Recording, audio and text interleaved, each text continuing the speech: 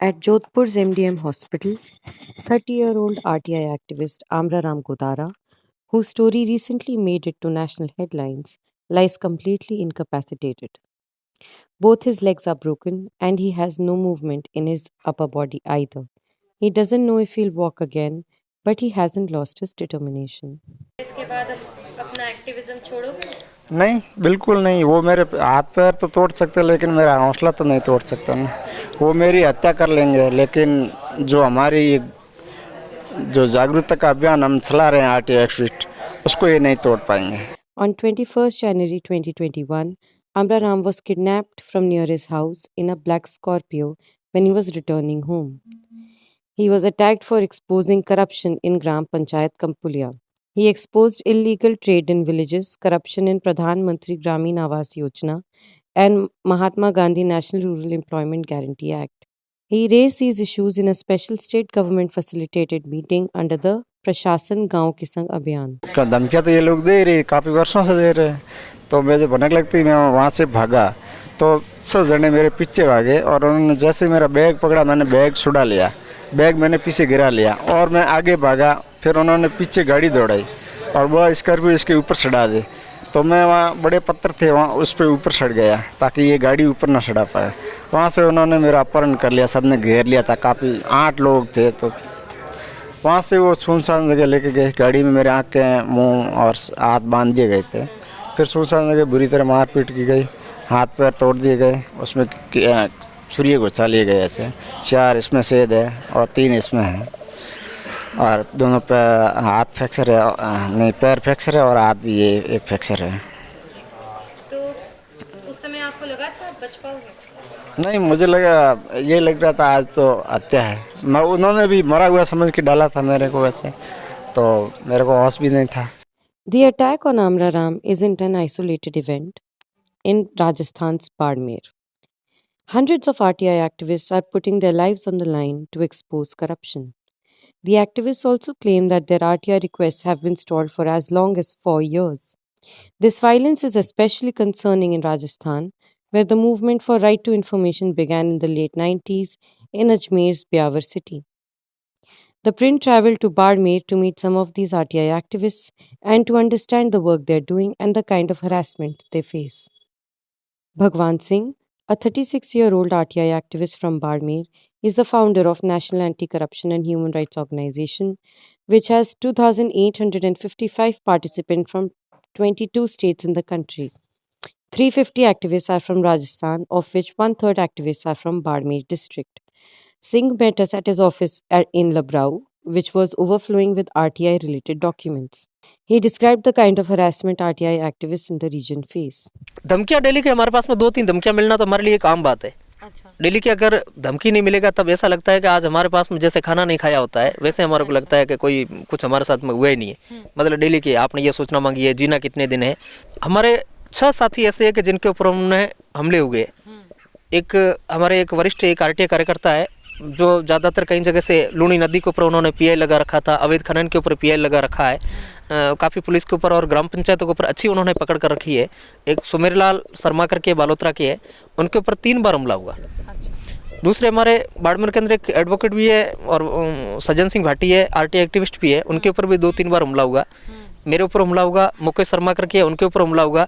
एक देवीलाल जाखड़ करके है, उनके ऊपर हमला होगा। और एक नग सिंह देवका करके अभी वो एडवोकेट है, उनके ऊपर भी पंचायत का निरीक्षण करते समय उनके ऊपर राजद्रोह का मुकदमा दर्ज करके उनको उसी टाइम उनको जेल भेज दिया था। तो कई चीज़ ऐसे हुआ है कि हमला काफ़ी जगह से हुआ है एक, और रोज़ की धमकियाँ मिलती रहती है। हमारी सुरक्षा की बात अगर हम करें कि हमारे ऊपर हमले का अंदेशा हम पुलिस के पास में अगर जाते हैं तो पुलिस हमारी एफआईआर तक दर्ज नहीं करती है। Mukesh Singh, a 21-year-old RTI activist, described how he was attacked. मैं 2017 में जब अटैक हुआ था, रात को लगभग 1:30 बज रहे थे। मैं मेरे घर पे सोया था।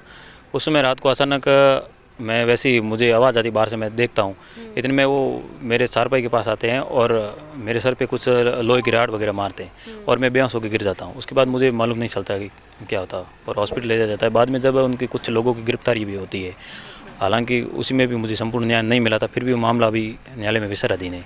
और 2019 का जो मामला था उसमें एक्चुअली मैं मेरे गांव से कहीं और जा रहा था और छोटे मोटे न्यूज़पेपरों को मैं काम भी करता था उस समय, तो न्यूज़ कवरिंग के लिए जा रहा था और उन लोगों का प्री प्लान था, उस हिसाब से मेरा घेराव किया और मेरे साथ मारपीट की तो आरटीआई एक्टिविस्ट पे ऐसे हमले आम बात हैं यहाँ पे? थी। जी बिल्कुल। मेरे 2018 की जो जहाँ तक अभी अपीलें पड़ी अभी तक लंबित है, उनका निर्णय नहीं हुआ है। 2018 से 2018-19 की जो अपीलें हैं वो अभी तक लंबित है, उनके ऊपर कोई डिसीजन नहीं हुआ है। इलाहाबाद हाईकोर्ट ने एक डिसीजन दिया था कि कोई भी सूचना आयोग है उनको 30 दिन के अंदर उसको निस्तारण करना होता है, क्योंकि जब ये सूचना का अधिकार बना था कानून तो उसके अंदर यही था कि 30 दिन के अंदर इनको सूचना देना है, अगर नहीं देता है तो फर्स्ट अपील, उसके बाद में सेकंड अपील। ये क्या करते हैं, न्यायालयों की तरह तारीख पर तारीख देते हैं और उसके बाद में उनका कोई निस्तारण नहीं करते, और उसके 4 सालों के बाद में अगर उसका अपील का निस्तारण करते हैं तो सबसे बड़ा दुर्भाग्य है ये हमारे ये आयुक्तों का, राजस्थान राज्य सूचना आयोग का, कि वो किसी के ऊपर कोई जुर्माना नहीं लगाते, और जो जुर्माना लगाएंगे तो अपनी मर्जी से लगाएंगे कि 2,000 रुपये लगा दिया या 25 रुपये लगा दिया या 3,000 रुपये लगा दिया, जबकि एक्ट में स्पष्ट प्रावधान है कि अगर उन्होंने 30 दिन के भीतर अगर सूचना नहीं दिया है तो उनका पर डे का 250 रुपये जुर्माना, मैक्सिमम 25,000 रुपये का जुर्माना लगाना मैंडेटरी है। When the print asked D.B. Gupta, Chief Information Officer in Rajasthan, why appeals are pending for such a long time, he said very few cases from 2018 are pending. He said, and I quote, "Major reason for pending appeals is that parties are not appearing on the date and no reply is being provided, and of course, COVID from 2020 and 2021, where for 3 months courts were closed." We showed you the plight of Amraram, who is recovering at a Jodhpur hospital. Now we take you to his house in village Jasono Ki Beri. Amraram has a wife and a 2-year-old son and a 5-year-old daughter. His family is living below poverty line. His village is at an end of the Thar desert and there is no motorable road to reach his house. The land is barren and is no good for farming. Under Manrega, villagers are given work to build rainwater harvesting tanks for public usage but report underpayment. Sarupa Ram from Jasono Ki Beri is one such villager who said he wasn't paid the full price for his labor. मेरे नरेगा टांका आया है, तो सरपंच और मनाराम ठेकेदार है, तो वो दोनों ही मिल के हमारा आधा पैसे खा गए। अच्छा, कैसे? तो मान लो आधा पेमेंट है, आधा तो आधा पेमेंट तो आप तो ले लिया और आधा पेमेंट मेरे को दिया, फर्जी नाम ये चला के पेमेंट उठा दिया।